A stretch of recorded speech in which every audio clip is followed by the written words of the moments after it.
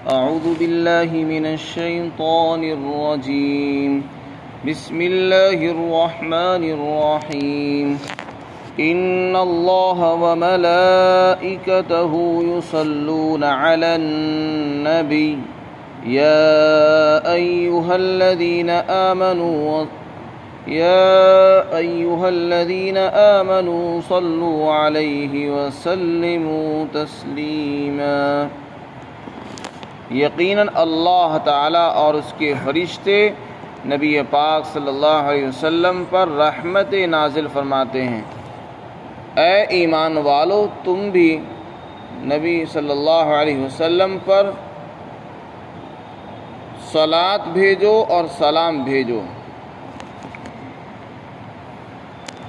اس سے پہلی آیات میں آپ صلی اللہ علیہ وسلم کی تعظیم، آداب بیان کیے گئے اور آپ کے حقوق بیان کیے گئے۔ یہاں پہ آپ کا ایک حق بیان کیا جا رہا ہے جس کو صلات کہتے ہیں اور جس کو درود بھی کہتے ہیں۔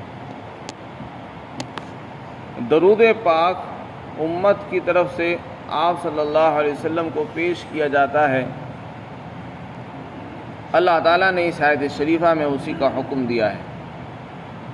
صلات کے معنی رحمت کے آتے ہیں۔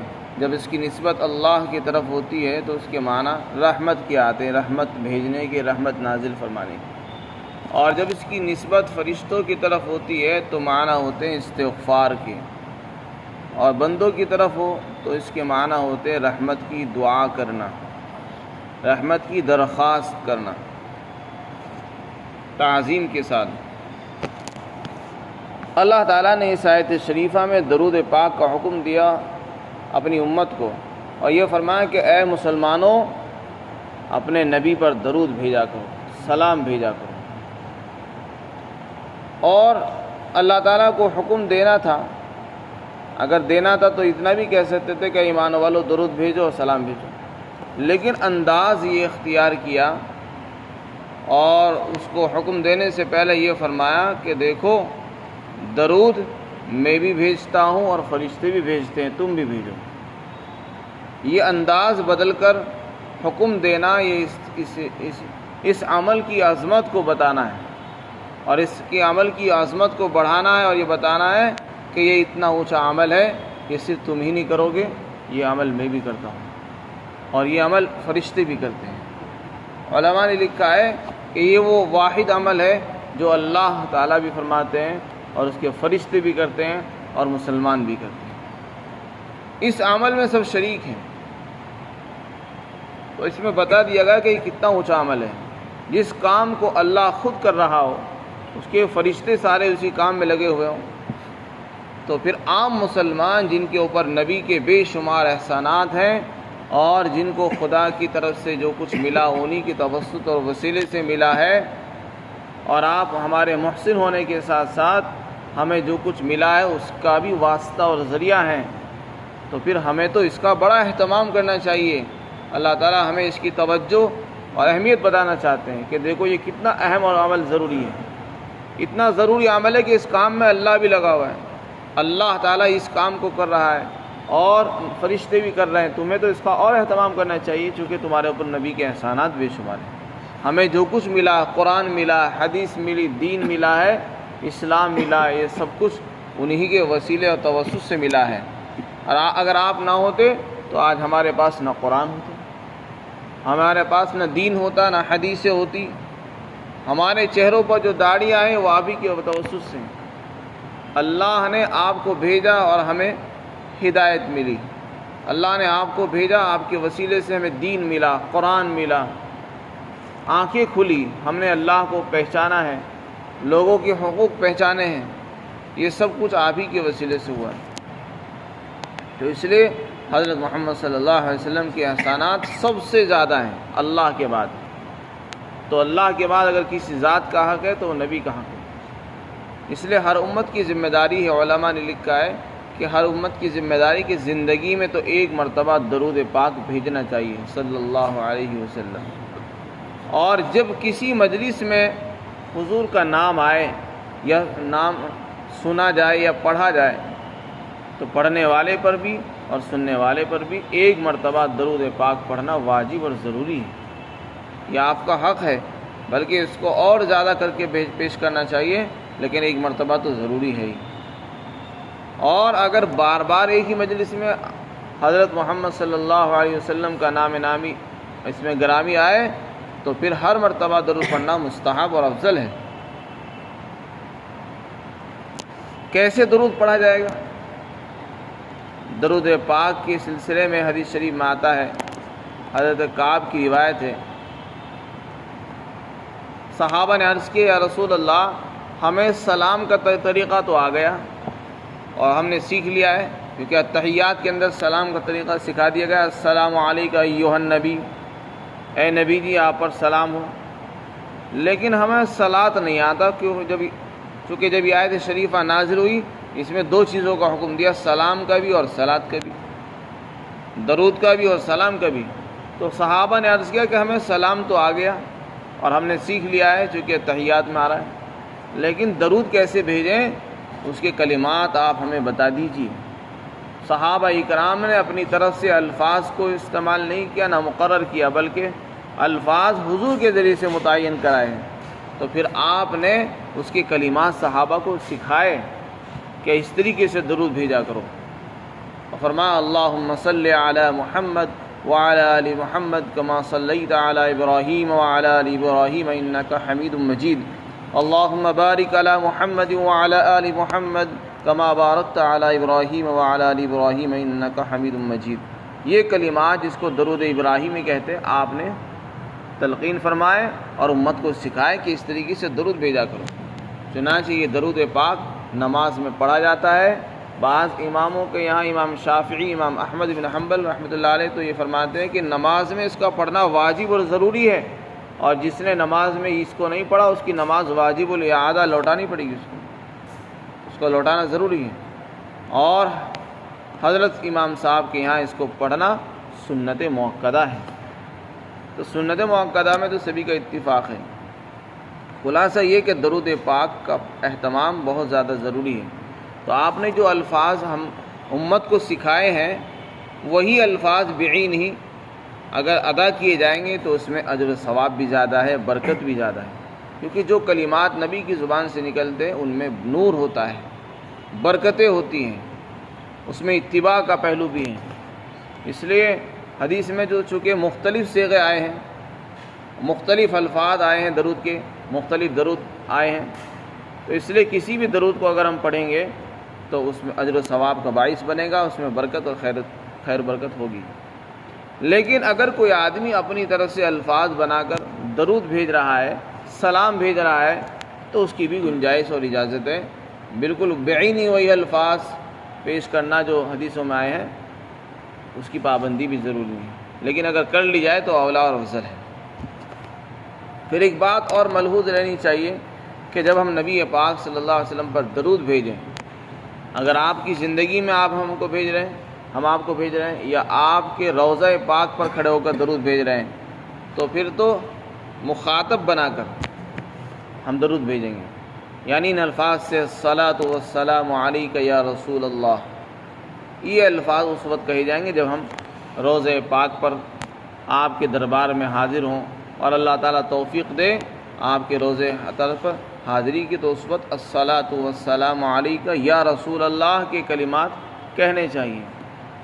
اور اگر دور دراز غائبانہ اگر ہم درود پاک پڑھ رہے ہیں، جیسے ہندوستان سے بیٹھے بیٹھے یا کسی بھی ملک میں رہ کر ہم درود بھیجیں، تو اور حضور ہمارے سامنے نہیں ہے، نہ زندگی میں ہے اور نہ ہی آپ کا روضہ ہمارے سامنے ہے، تو پھر الفاظ دوسرے استعمال ہوں گے جو علماء اور محدثین سے منقول ہے، یعنی صلی اللہ علیہ وسلم.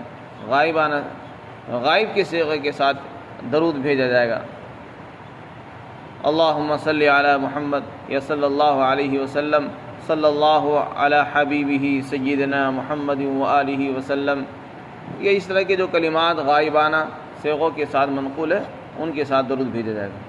الصلاۃ والسلام علیک یا رسول اللہ، یہ کلمات صرف اسی جگہ کے ساتھ خاص ہے جہاں پر حضور آرام فرما رہے ہیں اور تشریف فرما ہے، روضہ پاک پر یا آپ کی زندگی میں. باقی ان کے علاوہ خطاب کے صیغوں کو ہم یہاں استعمال نہیں کر سکتے، اس لیے کہ اس میں عقیدے کی خرابی بھی پائی جاتی ہے۔ ہم سب کا عقیدہ ہے کہ اللہ تعالی حاضر اور ناظر ہے، یعنی اللہ ہر جگہ موجود ہے اور ہر جگہ حاضر ہے اور ہر چیز کو دیکھتا ہے، ہر چیز کا اس کو علم ہے۔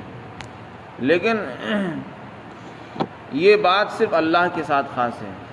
کچھ لوگوں کا نظریہ یہ ہے کہ نبی پاک صلی اللہ علیہ وسلم بھی ہر جگہ حاضر ہے،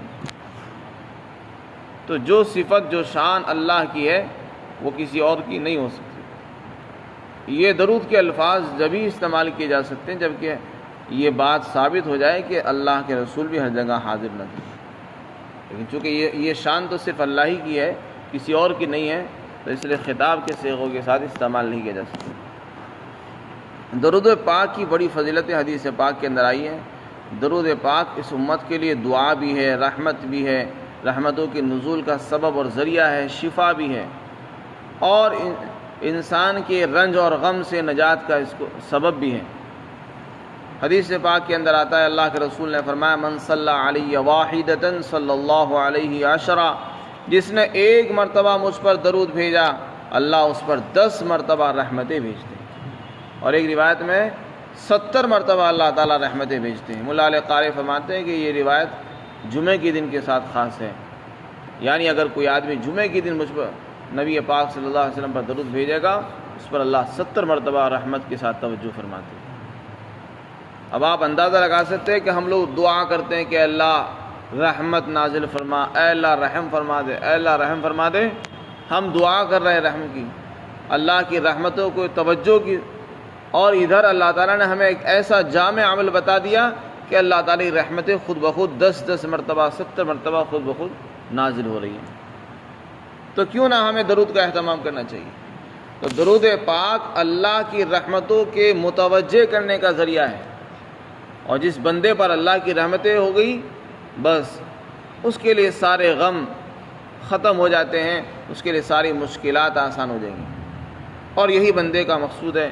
بندہ یہی چاہتا ہے کہ مجھ پر خدا کی لعنت نہ ہو، مجھ پر خدا کا رحم ہو، اور اللہ کے رسول نے ہمیں بتا دیا کہ رحم کا طریقہ یہ ہے۔ اگر تم خدا کی رحمت اپنے اوپر اتروانا چاہتے ہو تو نبی پر درود بھیج دیجیے، ایک نہیں 10 مرتبہ بھیجیے۔ جب ایک مرتبہ درود بھیجنے پر 10 مرتبہ خدا کی رحمتیں اتر رہی ہیں، اگر ہم 100 مرتبہ درود بھیجیں گے تو ہزاروں مرتبہ ہمارے اوپر خدا کی رحمتیں نازل ہوں گی۔ اور جس بندے پر خدا کی رحمتیں 1000 مرتبہ روزانہ اتر رہی ہو تو بھلا وہ آدمی پریشانی میں رہ سکتا ہے؟ کیا وہ آدمی کسی مشکل میں پھنس جائے گا؟ کیا وہ غم کے اندر غمگین رہے گا؟ ہرگز نہیں رہ سکتا۔ جس بندے پر خدا کی رحمتیں روزانہ سینکڑوں اور ہزاروں مرتبہ اتریں گی وہ کبھی غمگین نہیں ہوگا، وہ کبھی پریشان نہیں ہو سکتا، اس کی زندگی میں سکون اور عافیت آ جائے گی۔